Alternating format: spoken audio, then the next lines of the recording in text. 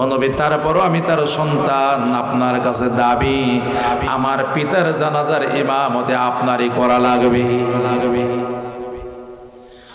নবী তার সাহাবীর দাওয়াত পাওয়ার পর রওনা দিয়েছেন। সাইয়েদুনা ওমর নবীজির জামা টেনে ধরেছেন অথবা চাদর টেনে ধরেছেন। ইয়া রাসূলুল্লাহ, ইয়া হাবিবাল্লাহ, কোথায় যাচ্ছেন? কার জানাজা পড়বেন? কত বড় ইসলামের দুশমন আমি ওমর জানি, আমার আছে নবী আপনি আরো ভালো জানি।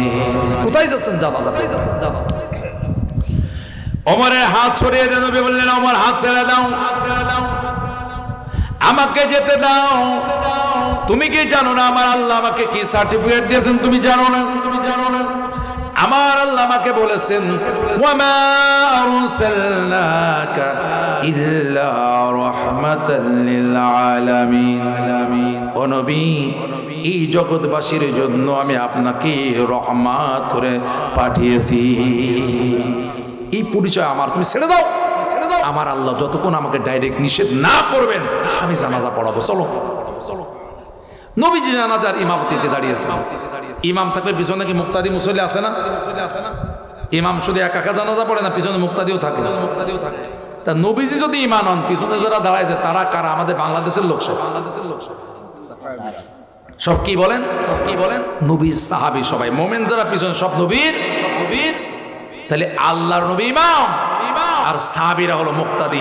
এই জমিনের উপরে আসমানের নিচে এত শ্রেষ্ঠ জানাজা আর দ্বিতীয়টি হতে পারে না।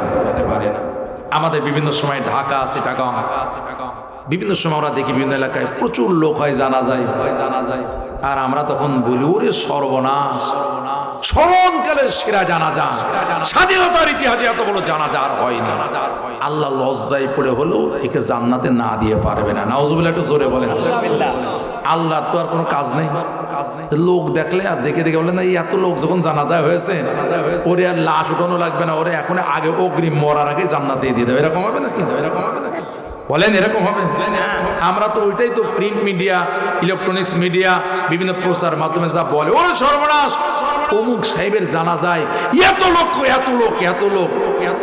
আল্লাহ লজ্জায় পড়ে হলে হয়তো জানা যায় দিয়ে মানে জান্নাতে দিয়ে দেবে, এরকম চিন্তা আছে অনেকে। ভাই কবরে যায় দেখো, আল্লাহর সাথে দেখা করে একটু ফিরে আইসো, দুনিয়া এসে গল্প করো, তাহলে বুঝবা না আমরা জ্বালা কাকে বলে। ঠিক কিনা জোরে বলেন? বুঝে নেবেন, একটু বোঝেন ভালো করে। নবীজি জানাজা স্টার্ট করেছেন। 7 তাকবীরে জানাজা হয়ে গেল। ডানে সালাম ফিরানো হলো, বামে ফিরানো হয়নি। এর মাঝে জিবরাইল আলাইহিস সালাম হাজির হয়ে গেছে। এর মানে হলো জিবরাইল আমিন খালি দুনিয়াতে আসেন না, কাজ নিয়ে আসেন। আর তার প্রধান কাজ হলো ওহী নিয়ে আগমন করা। ইয়া রাসূলুল্লাহ, ইয়া হাবিবাল্লাহ, আব্দুল্লাহ ইবনে উবাইর জানাজা আল্লাহ সব দেখেছেন। এরা দুই দিকে সালামের দরকার নাই। এই মুনাফিকদের জানাজা হবে এক সালামে। কয় সালামে? ডান পর্যন্ত ফিরানো পর্যন্তই থাক, আর বামে যাওয়া লাগবে না। আপনি বলেছিলেন আল্লাহ যতক্ষণ নিষেধ না করবে আপনি জানাজা পড়বেন। ও নবী, আল্লাহর পক্ষ থেকে ওহী এসে গেছে, শুনে নেন। সূরা তাওবা 84 নম্বর আয়াত। জিবরাইল আমিন শুনিয়ে দিলেন, ইস্তাগফির লাহুম আও লা তাস্তাগফির লাহুম, ইন তাস্তাগফির লাহুম 70 মাররা ফালাই ইয়াগফিরুল্লাহু লাহুম। অবিশ্ব নবী এ আব্দুল্লাহ ইবনে উবাই আর এদের চরিত্রের মানুষদের জন্য আপনি ক্ষমা চান আর না চান দুটোই সমান, ক্ষমা করা হবে না। কে বলতেছেন? ক্ষমা করা হবে না। ভালো করে বোঝেন। এই পাগলা সামনগর দিয়াপাড়া এলাকার মুসল্লি, আপনি সেই মুসল্লি কিন্তু নয়। মসজিদে নববীর মুসল্লি, নবীজির জামাতের মুসল্লি, নবীজির ইমামতিতে জানাজা হওয়া সেই মুসল্লি। তার ব্যাপারে বলা হলো, অনবী আপনি ক্ষমা চান আর না চান দুটোই সমান, মাফ করা হবে না। ওয়াতাস্তাগফির লাহুম 70 মাররা, নবী গো আপনি যদি 70 বার ক্ষমা চান, কয়বার?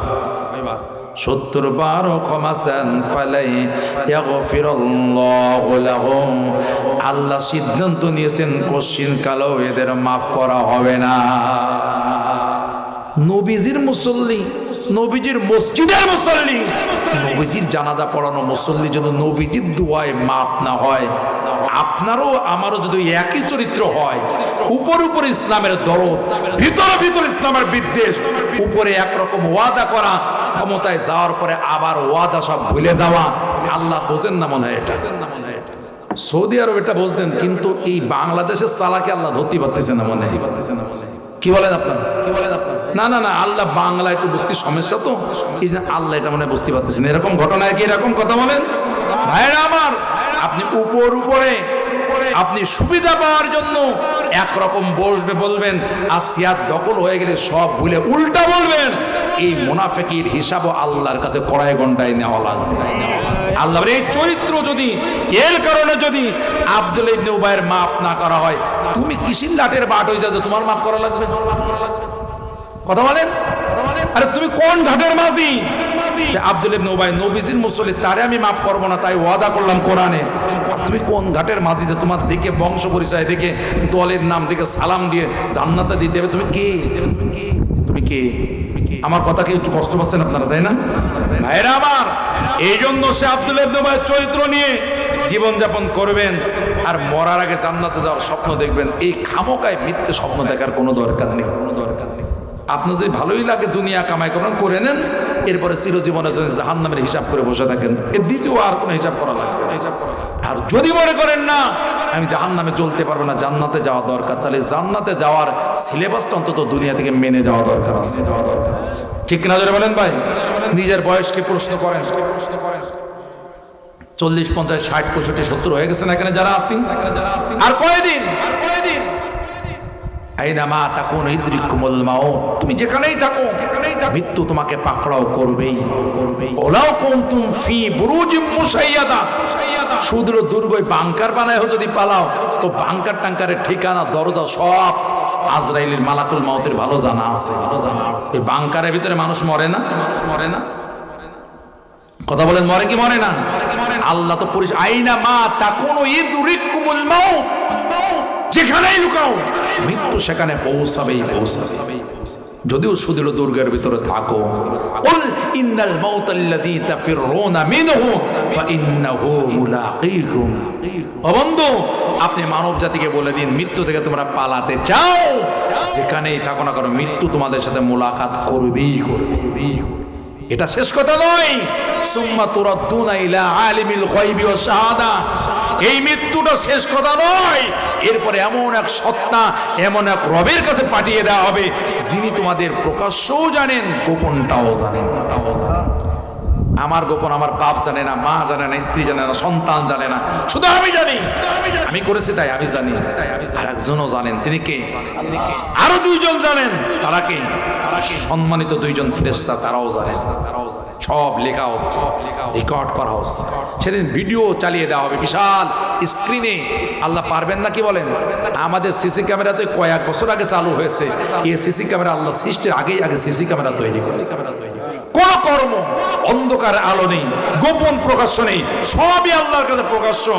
আপনার আমার অপকর্মগুলো যখন বড় স্ক্রিনে চালিয়ে দেওয়া হবে, আর আদম আলাইহিস সালাম থেকে শুরু করে শেষ মানুষটি পর্যন্ত সব তাকায় দেখবে, ওই দেখো পাগলা সামনাগর দিয়াপাড়ার ওই সমীর উদ্দিনের ভিডিও শুরু হয়েছে 3 ঘন্টা, দেখো পূর্ণ দৈর্ঘ্য বাংলা ছায়াছবি, সব বের হবে। আমার কথা বোঝেন আপনারা? সব বের হবে সেদিন, গোপন প্রকাশ্য থাকবে না। সুম্মা তুরাদ্দুনা ইলা আলিমিল গায়বি ওয়াশ শাহাদা, যিনি তোমার প্রকাশ্যটাও জানেন, যিনি তোমার গোপনটাও জানেন, তার কাছে তোমাকে পৌঁছে দেওয়া হবে। এই মৃত্যু তো আপনাদের এলাকার লোকজন তো মারা যাচ্ছে না কয়েক হাজার বছর ধরে, তাই না? এই এলাকাতে কোনো কবরস্থান নেই আলহামদুলিল্লাহ। ঘন ঘন আছে না, ঘন ঘন মরতেছে, তাহলে তো মালাকুল মউত এলাকা খুব ভালো করেই চিনে ফেলাইছে। কখন কাজ সিরিয়াল চলে আসে ভাই, কোনো হাসি তামাশা আমি রহস্য করতেছি না, আমাদের সেই চূড়ান্ত দিনের জন্য একটু প্রস্তুতি নেওয়া দরকার আছে না নাই? জুলুমের পথ ছেড়ে দিতে হবে, চাঁদাবাজির পথ ছাড়তে হবে, এই জবান থেকে মিথ্যা ছাড়া লাগবে, মানুষকে অন্যায়ভাবে কষ্ট দেওয়া ছেড়ে দিতে হবে, মানুষের অধিকার, দরিদ্রের অধিকার, অভাবী মানুষের অধিকার, অভাবগ্রস্ত নারীর অধিকার, বিধবার অধিকার সব মেরে মেরে খাবেন, আর হুজুরকে ডেকে নিয়ে বড় দোয়া করে জান্নাতে চলে যাবেন। আল্লাহর জান্নাত অত সস্তা হয়নি, যথেষ্ট মূল্য আছে আল্লাহর জান্নাত। কথা কি বুঝতেছেন ভাই? যথেষ্ট মূল্য আছে, সুতরাং হুঁশিয়ার হওয়া দরকার। ঠিক কিনা জোরে বলুন? হুঁশিয়ার হওয়া দরকার, হুঁশিয়ার হওয়া দরকার। ভাইরা আমার, বলতেছিলাম আজ জাতির কথা, মনে আছে তো? মনে আছে তো? আল্লাহ তাআলা ওই বাতাসের ভান্ডার থেকে তাফসীরের কিতাবে লেখা হয়েছে একটা আংটির ছিদ্র পরিমাণ, আঙুলের যে আকার এতটুকু ছিদ্র দিয়ে বাতাস ছেড়ে দেওয়া হলো, এত গতিবেগ দেওয়া হলো, ওই আজ জাতির যে বিশাল বিশাল বাড়ি অট্টালিকাগুলো, ওই পাথরের ছাদগুলো কাগজের ঘুড়ির মতো আকাশে উড়া শুরু করে দিল। নারে তাকবীর! বিশাল বিশাল দেহগুলো এমন ভাবে আল্লাহ বাতাস দ্বারা ওই 2, 3, 4, 5 কিলোমিটার উপরে উঠায় নিয়ে জমিনের সাথে এমন ভাবে আছাড় দেওয়া শুরু করলেন। একদিকে দেহ চলে যায়, আর একদিকে মাথা আলাদা হয়ে দূরে চলে যায়। এইভাবে একটানা 8 দিন 7 রাত। কতদিন? আমার একটু বৃষ্টি হলে দৌড় মেরে একটা দোকানের নিচে দাঁড়াই, ছাউনির নিচে দাঁড়াই, কোন একটা আশ্রয়ে দাঁড়াই, চিন্তা করি একটু পরে বৃষ্টি থেমে গেলে তারপরে বাড়ি যাব। ঝড় উঠেছে, একটু পরে থেমে গেলে বাড়ি যাব। আমরা থামার অপেক্ষা করি, 1-2 ঘন্টা 10-15 মিনিট অপেক্ষা করতে থাকি।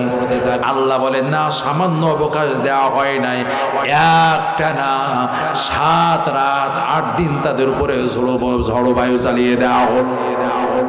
কেমন ভাবে আজ জাতিকে শেষ করে দেওয়া হলো, জমিনের মধ্যে আর তাদের কোনো অস্তিত্ব রাখা হলো না। আমার এই কথা বলার এই উদ্দেশ্য হলো এই আজ জাতি যদি নূহ আলাইহিস সালামের জাতি থেকে শিক্ষা গ্রহণ করতো, তাহলে এই জমিনের মাঝে এভাবে তাদের ধ্বংস হওয়া লাগতো না। ওরা নূহ আলাইহিস সালামের জাতির কাছ থেকে শিক্ষা নেয় নাই, এই জন্য তাদেরকেও সমলে এই জমিন থেকে ধ্বংস হওয়া লাগতো। ঠিক তার 500 বছর পরে আজ জাতির ধ্বংসের আরেকটা জাতি আসলো ওই সৌদি আরবের উত্তর এলাকায়। ওটা ছিল দক্ষিণ পাশে আদ জাতি, আর উত্তর এলাকায় হিজর, যেটাকে মাদায়েনে সালে বলা হয়, মদিনা থেকে তাবুকের মাস বরাবর এই এলাকাটা রয়েছে। এই জাতির নাম হলো সামুদ জাতি। এই কথা বলে আমি শেষ করবো আলোচনা। আপনারা কি কষ্ট পেয়ে গেছেন না? 12 সর্বনাশ, 12টা যে ক্রস হয়ে গেছে না, কষ্ট হয়ে গেছে। কত আজকে তারিখ ছিল হলো 18 তারিখ শুরু হয়ে গেছে, তাহলে 2 দিনের ওয়াজ একদিনে করা যাবে। কি নূর মোহাম্মদ থাকলে মানে ভালো, হাত সামনে আগানো মানে, হ্যাঁ দোয়া করে দিলে মানে ভালো না? হ্যাঁ, এই সামুদ জাতির ঘটনাটা তাহলে একটু বলবো, 10-15 মিনিটের বলবো ইনশাল্লাহ। বলেই আমরা, এই জন্য আমি বলতেছি যাতে আমরা বর্তমান যারা জালেম হয়ে যাচ্ছে তাদের শিক্ষা নেওয়ার জন্য বলতেছি। নূহ আলাইহিস সালামের জাতির কাছে যদি শিক্ষা নিত, তাহলে আদ জাতি ধ্বংস হতো না। আর আদ জাতির এই ধ্বংস থেকে যদি সামুদ জাতি শিক্ষা নিত, তাহলে তারাও ধ্বংস হতো না। কিন্তু নগদে ওরা দেখেছে, তবে শিক্ষা নেয়নি। আমাদের অবস্থা যা বর্তমানে, কথা বলেন ঠিক না ভাই? আগে যেই কাজ ঢলামিয়া করতে, এখন কালামিয়া করতে, শুধু লোক পাল্টায়, কাজ কিন্তু ঠিকই চলমান আছে, কাজ সবই চলতেছে, শুধু পাল্টায় যে কি, আমার বাগান, তোমার বাগান তো আগে লাল গরুতে খাইতো, এখন তো কালো গরুতে খাচ্ছে। কত ভাই গরুর কালার যা হোক, আমার বাগান তো খেয়ে যাচ্ছে। বলতে লাল গরুতে খাচ্ছিল, এখন আর লাল গরুতে খায় না। কি গরুতে খাচ্ছে? কালা গরুতে খাচ্ছে। বাগান তো সাপ আছে, তা সাদা আর কালো লাল দিয়ে করবো কি? তা আমাদের তো যে দুর্ভোগ, সে দুর্ভোগ যদি থেকে যায়, তাহলে আমাদের ধলা মেয়ে আর সাদা মেয়ে আলাদা হয়ে লাভ কি? কাজ তো একই করা হচ্ছে। ঠিক কিনা যদি বলেন ভাই?